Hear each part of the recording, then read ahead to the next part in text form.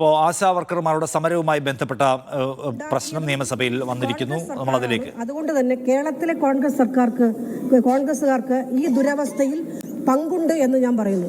Sir, ചെയ്ത ജോലിക്ക് incentive ലഭിക്കുന്നത് 2009 8 സംസ്ഥാനങ്ങളിൽ നിന്നുള്ള ആശാ വർക്കർമാർ CITUവിന്റെ നേതൃത്വത്തിൽ പാർലമെന്റ് മാർച്ച് സംഘടിപ്പിച്ച് 1.5 വർഷത്തിന് ശേഷമാണ്. ഇന്ന് ഇവരെ ഈ സമരത്തിൽ പ്രേരിപ്പിക്കുന്ന ചില കപട രാഷ്ട്രീയം അന്ന് ഈ സമരത്തിൽ എവിടെയും കണ്ടിരുന്നില്ല സർ. ശ്രീ VS അച്യുതാനന്ദൻ അവരുടെ കാലത്താണ് ഉത്സവ ഭത്ത ആവശ്യപ്പെട്ട സമരം.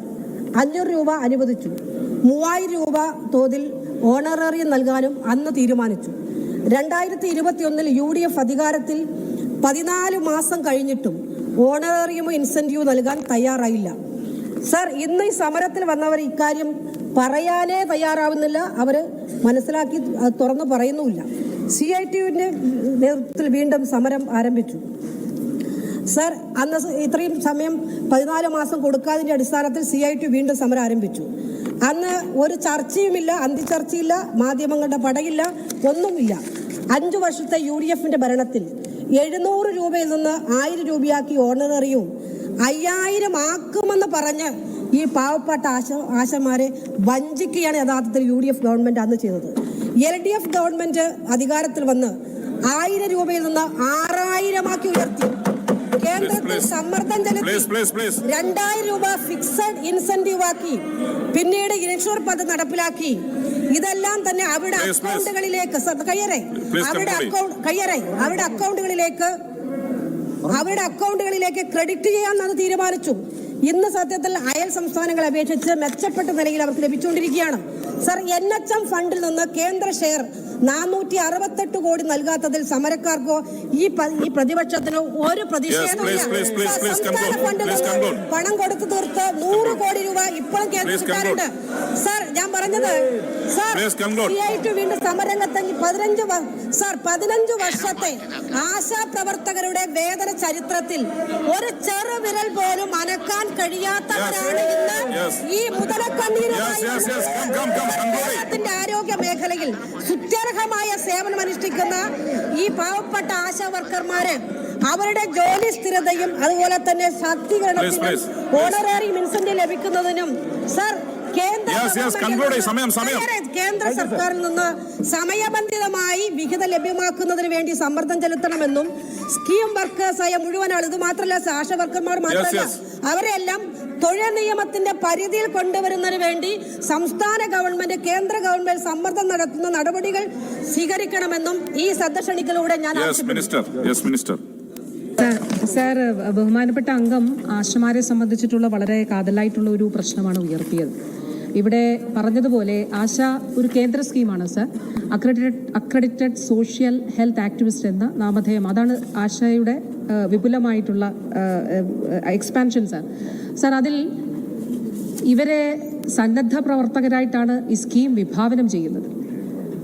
അവിടെ ഇവരെ തൊഴിലാളികളാക്കണം എന്നുള്ള, അവർ തൊഴിൽ നിയമങ്ങളുടെ പരിധിയിൽ വരണം എന്നുള്ളത് തീർച്ചയായിട്ടും ആ നിലപാടിനൊപ്പമാണ് സംസ്ഥാന സർക്കാർ ഉള്ളത്. തീർച്ചയായിട്ടും അത് കേന്ദ്ര സർക്കാരിനോട് ഇക്കാര്യം നമുക്ക് തുടർച്ചയായിട്ടും ആവശ്യപ്പെടാം സർ. 2007 സർ ദേശീയ ആരോഗ്യ ദൗത്യത്തിന്റെ ഭാഗമായി കേരളത്തിൽ ഇത് ആരംഭിച്ചത്, ആശ സ്കീം ആരംഭിച്ചത് സർ. ബഹുമാനപ്പെട്ട അംഗം പറഞ്ഞതുപോലെ 26,125 പേരാണ് സർ 14 ജില്ലകളിലായിട്ട് പ്രവർത്തിക്കുന്നത് സർ. സർ, 2011-12 സംസ്ഥാന ബജറ്റിൽ അന്നത്തെ LDF സർക്കാരിന്റെ കാലഘട്ടത്തിൽ ബഹുമാനപ്പെട്ട അംഗം അക്കാര്യങ്ങളൊക്കെ ഇവിടെ പറഞ്ഞു. ഇവർക്കൊരു ഓണറേറിയം പ്രഖ്യാപിച്ചിരുന്നു സർ. അവിടെ നിന്ന് 2016 ഓണറേറിയം 1000 രൂപയായിരുന്നു സർ.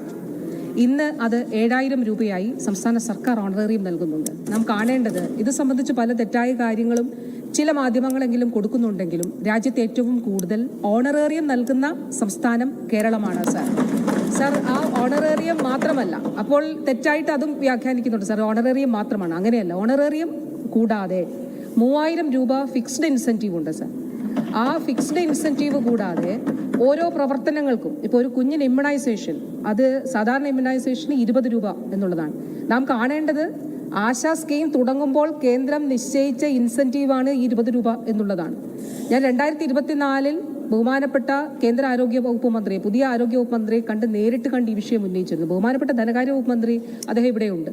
പ്രീ ബജറ്റ് ഡിസ്കഷന്റെ ഭാഗമായി അദ്ദേഹത്തിന്റെ പ്രസംഗത്തിൽ ഇക്കാര്യം, അതായത് സ്കീം വർക്കേഴ്സിന് വേണ്ടിയിട്ടുള്ള അവർക്ക് നൽകുന്ന കേന്ദ്ര വിഹിതങ്ങളിൽ വർധന ഉണ്ടാകണം എന്നുള്ളതാണ് കേരളത്തിന്റെ ധനകാര്യ വകുപ്പ് മന്ത്രി അദ്ദേഹത്തിന്റെ പ്രസംഗത്തിൽ ഡൽഹിയിൽ ഇക്കാര്യം ഉന്നയിച്ചതായിട്ട് രേഖകളുണ്ട് സർ. അദ്ദേഹം അത് പറഞ്ഞിട്ടുണ്ട്.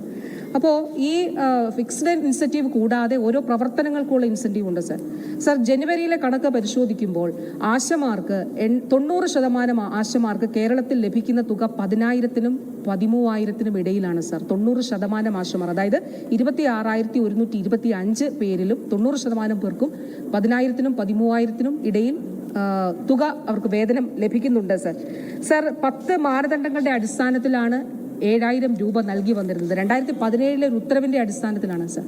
അപ്പോൾ ആശമാര് ഫെബ്രുവരി മാസം 6-ാം തീയതി ഇവിടെ സമരം നടത്തി. ആ സമരത്തെ തുടർന്ന് അവരെന്നെ കാണാൻ വന്നു, ഇക്കാര്യം ഉന്നയിച്ചു. ഈ മാനദണ്ഡങ്ങളുടെ അടിസ്ഥാനം, ഈ മാനദണ്ഡങ്ങൾ എടുത്തു മാറ്റണം എന്നുള്ളത് അവർ ആവശ്യപ്പെട്ടു. അതിന്റെ അടിസ്ഥാനത്തിൽ സർ ഒരു ടെക്നിക്കൽ കമ്മിറ്റി രൂപീകരിച്ചു. 7-ാം തീയതി തന്നെ സ്റ്റേറ്റ് മിഷൻ ഡയറക്ടർ ഒരു പ്രൊസീഡിംഗ്സ് ഇറക്കി, ടെക്നിക്കൽ കമ്മിറ്റി രൂപീകരിച്ചു. ആ ടെക്നിക്കൽ കമ്മിറ്റിയുടെ ശുപാർശയുടെ അടിസ്ഥാനത്തിൽ ഈ മാനദണ്ഡങ്ങൾ പൂർണ്ണമായിട്ട് എടുത്തു മാറ്റിയിട്ടുണ്ട് സർ. സർ, കേരളത്തിൽ ആശമാരുടെ പ്രവർത്തനം വളരെ സ്ട്രക്ചേർഡ് ആയിട്ടാണ് നമ്മൾ പ്രവർത്തിക്കുന്നത്, മുന്നോട്ട് കൊണ്ടുപോകുന്നത്.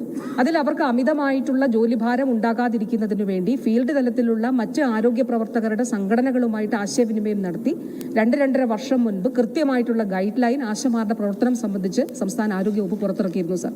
2023 ഇപ്പോൾ കഴിഞ്ഞ ദിവസം ചില മാധ്യമങ്ങളൊക്കെ വാർത്ത കൊടുക്കുന്നുണ്ട്, ഇന്നയിടത്ത് മെറ്റേണിറ്റി ലീവ് ഉണ്ട് സർ. നേരത്തെ തന്നെ മെറ്റേണിറ്റി ലീവ് അനുവദിക്കുന്ന സംസ്ഥാനമാണ് കേരളം. അതൊന്നുകൂടി ഉറപ്പിക്കുന്നതിന് വേണ്ടി സർ 2023 പ്രത്യേകമായിട്ടൊരു ഉത്തരവും അതിന്റെ ഭാഗമായിട്ട് ഇറക്കിയിട്ടുണ്ട് എന്നുള്ളത്. ആശാ വർക്കർമാരുടെ തിരുവനന്തപുരത്തെ സമരവുമായി സംസ്ഥാന സർക്കാർ അവരുടെ വിശദീകരണം നൽകുകയാണ്. സൈഫ് സൈൻ ലാബ്ദീൻ തിരുവനന്തപുരത്ത് നിന്ന് വിവരങ്ങൾ നൽകാൻ. സൈഫ്, എന്താണ് ഈ കാര്യത്തിൽ ഗവൺമെന്റ് നൽകുന്ന മറുപടി? ശ്രദ്ധ ക്ഷണിക്കലായിട്ട് ഭരണപക്ഷം തന്നെയാണ് ഈ വിഷയം നിയമസഭയിലേക്ക് കൊണ്ടുവന്നത്. പ്രതിപക്ഷത്തിന്റെ ഭാഗത്ത് നിന്ന് ചോദ്യോത്തരമടക്കമുള്ള കാര്യങ്ങൾ ഉണ്ടായിരുന്നു, പക്ഷെ അതിലേക്ക് എത്തിച്ചേരാൻ കഴിഞ്ഞില്ല. രേഖാമൂലമുള്ള മറുപടിയായിരിക്കും അതിന് ലഭിക്കുക.